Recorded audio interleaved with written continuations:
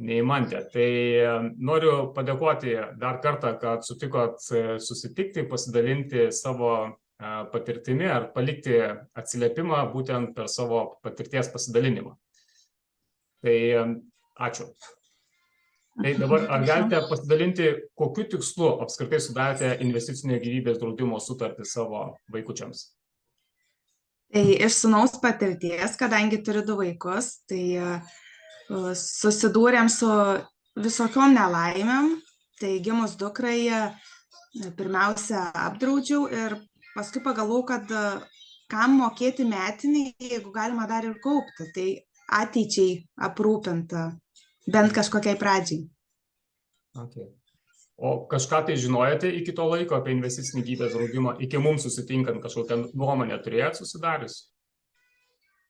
Labai tokios, ne. Tai labai, iš tikrųjų labai džiaugiuosi, kad teko su jumis susipažinti, tai labai plačiai viską sužinojau ir tikrai labai džiaugiuosi. Jau 2 metai, tai tikrai labai. Ja, jau mes porą metų draugaujam. Taip.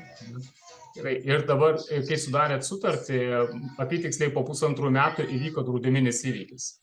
Ar galit pasidalinti glaustai, kas nutiko?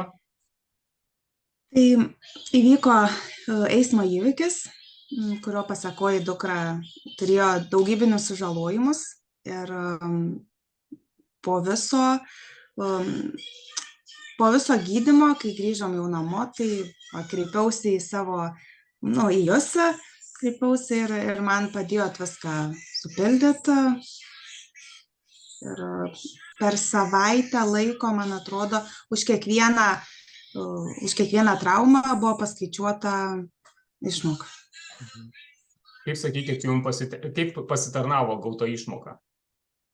Tai visiems vaistam, kelionės išlaidom, nes vis tiek reikėjo važinėti pas gydytojus, pas plastikos chirurgus, tai pasitarnavo tvarsčiam visom gydymo. Gerai, labai džiaugiuosi. Jo, dabar dar ką irgi noriu priminti ir pasakyti, nes būna, kaip tėveliai klausia, dažnai sutinku tokį klausimą, ar kaupiama suma kažkaip tai nukenčia nuo draudimo išmokų. Tai niekaip nenukenčia, kaupiama suma ir toliau kaupėsi ir jinai yra neliečiama. Tai nesvarbu, kiek draudimų išmokų, kokios jos būtų, kaupiamasis kapitalas ir lieka vaiko studijoms ar savarankiško gyvenimo startui. Gerai, Neimantė, sakykit, kaip vertinate mano kaip konsultanto darbą šitoje situacijoje? Sakau, 150%, todėl kad man praktiškai nieko nereikėjo, tik išvadas atsiųsti ir jūs viską paruošėt, man tik pasirašyti reikėjo. Viskas labai aišku, kiekvienas klausimas buvo atsakytas, tai labai džiaugiuosi tikrai. Tai ką žadėjau pradžioj, tą ir dariau, ar ne? Taip. Ja, kaip sakau, kas buvo pažadėta, viskas padaryta. Taip. Reikia, tikėkime, kad, kaip sakau, visą laiką tikėkime, kad tik kas metus susitiksime ir žiūrėsime, kaip kaupėsi kapitalas, bet savo klientais aš visą laiką tikrai rūpinuosi ir ką sakau, tą ir darau. Tik tai tam reikia laiko, truputėlį užsitarnauti tą pasitikėjimą.